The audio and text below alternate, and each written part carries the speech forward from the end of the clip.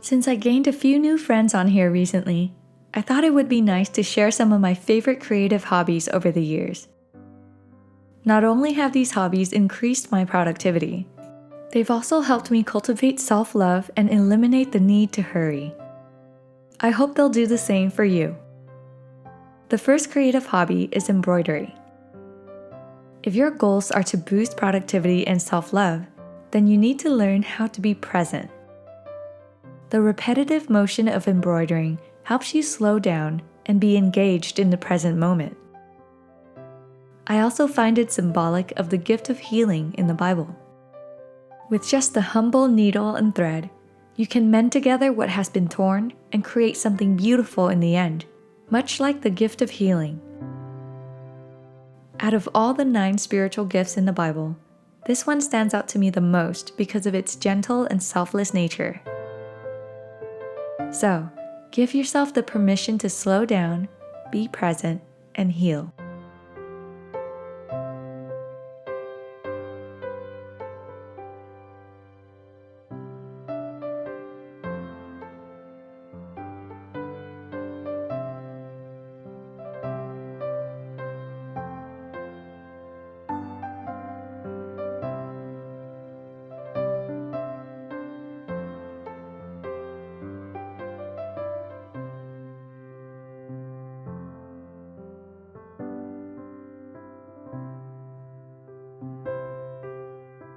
Next is pottery. My love for pottery took me so far that I even made all the dinnerware for my wedding from scratch. Pottery helps you develop discipline and consistency, the 2 key ingredients for success. That's why, to me, pottery is symbolic of the gift of faith. There are so many factors that go into making a successful piece of pottery that even the most skilled potters fully embrace the potential for failure every time they attempt a new piece.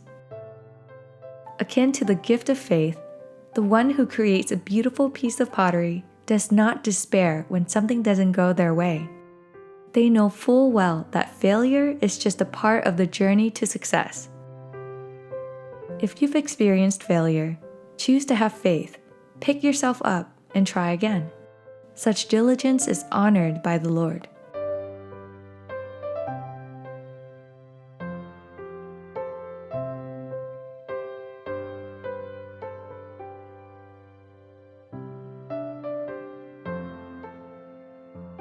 Next is painting. I used to be the biggest stickler when it came to fine art. I just couldn't allow myself to paint or draw something messy or unplanned because of my perfectionism. But that isn't what art is about at all. Similar to the biblical gift of the word of knowledge, you should paint from a place of inspiration and liberation, instead of pressure and perfectionism. Often, our biggest limitations are ourselves. We get in the way of our own growth because of our fear of not being good enough. This is a form of self-sabotage. Don't be the one holding yourself back. Be your own best friend and cheerleader. Draw your inspiration from the Lord, because He is the source of all good things. Your well will never run dry.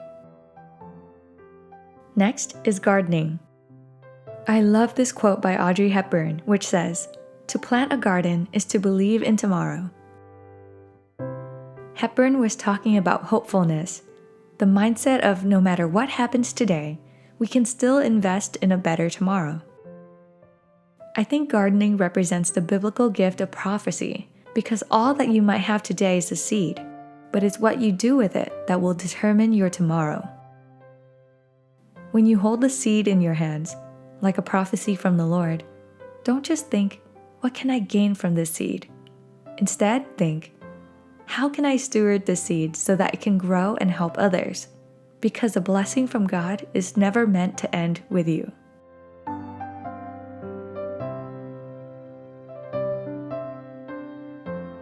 Next, a favorite creative hobby of mine has been building miniatures. They take forever to build, but every time I complete a piece of it, I feel super encouraged to keep going. A box of miniatures is often filled with a ton of different tiny pieces. and confusing instructions that may or may not be in English.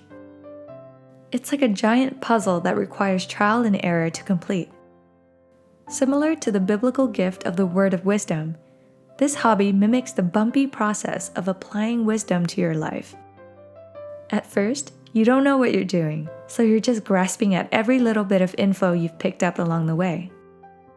After a few tries, you start getting the hang of it, and before you know it, you've figured out the nuances in the instructions and can confidently tackle the gray areas not covered by the instructions.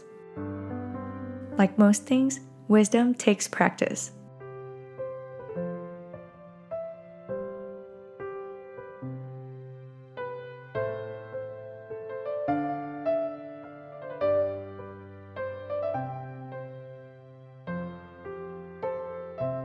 The sixth one is making paper foliage. I love being able to mimic nature by working with my hands. There are so many different kinds of plants I can make, or I can just completely make up my own. The possibilities are endless. That's why this hobby reminds me of the biblical gift of tongues.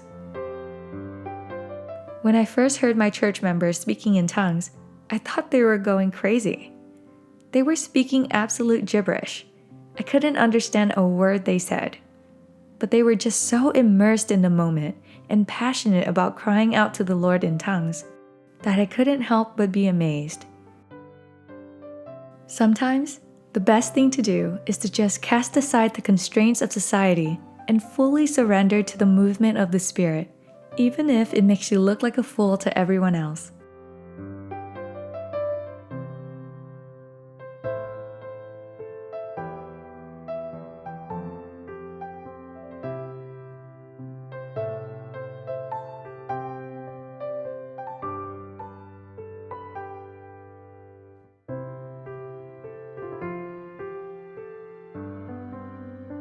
Next is making floral arrangements.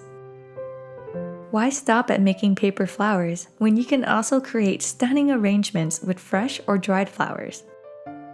I've gotten so much joy out of arranging flowers over the years. From my kitchen island, to my wedding aisle, bridal bouquets, and even some bouquets for you guys over Christmas. There's just so much beauty in bringing a bunch of different foliage together and making sense of it in a creative, new way. Much like the spiritual gift of interpreting tongues, floral arrangement takes the raw materials and transforms it in a way that brings enjoyment or edification for yourself and other people. If and when you find yourself with a bouquet of flowers at your disposal, aim to bring beauty, order, and meaning with what you've been given.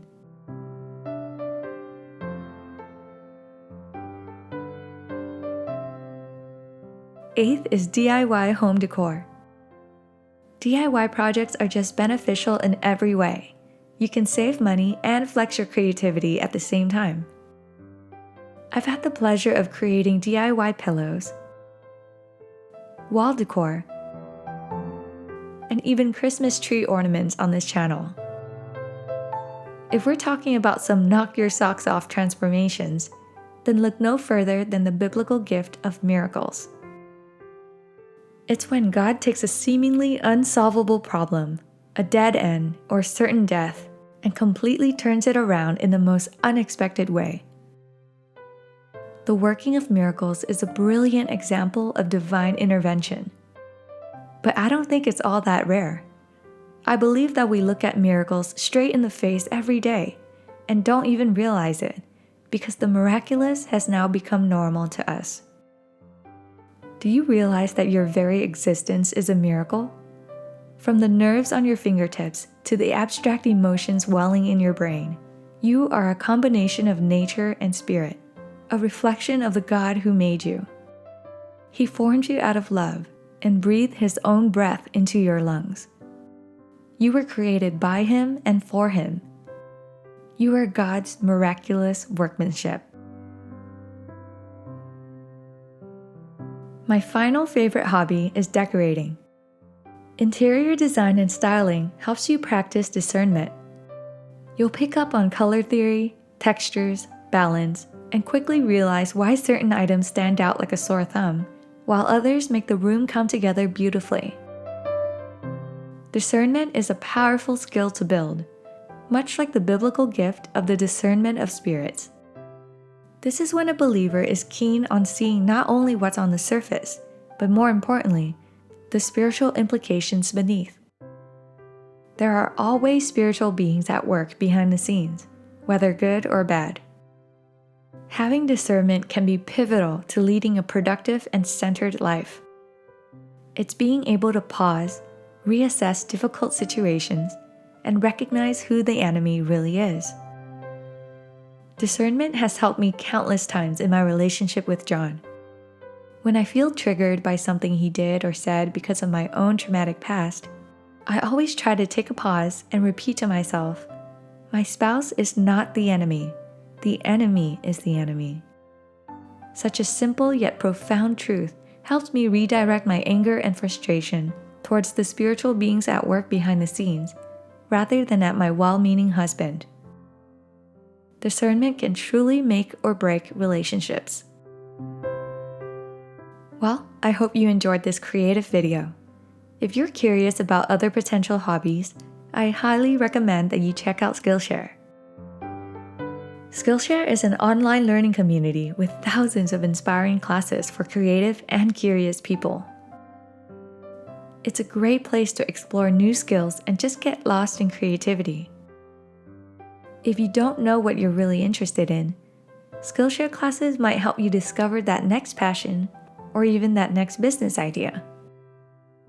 I've personally been learning a lot from Jessica Kobasi's class called Portrait Photography, Shoot and Edit Instagram-Worthy Shots. She was a YouTuber that I learned a lot from when I first started Instagram, so it was great to take an actual course by her on Skillshare. Right now, the first 1,000 people to sign up through the link in my description will get a free trial of Skillshare Premium, so you can actually start browsing for free. After the trial ends, it's less than $10 a month with an annual subscription. I hope these tips help someone out there. And as always, if you enjoyed this video, please give it a thumbs up and subscribe for more edifying content. I'll see you guys next time.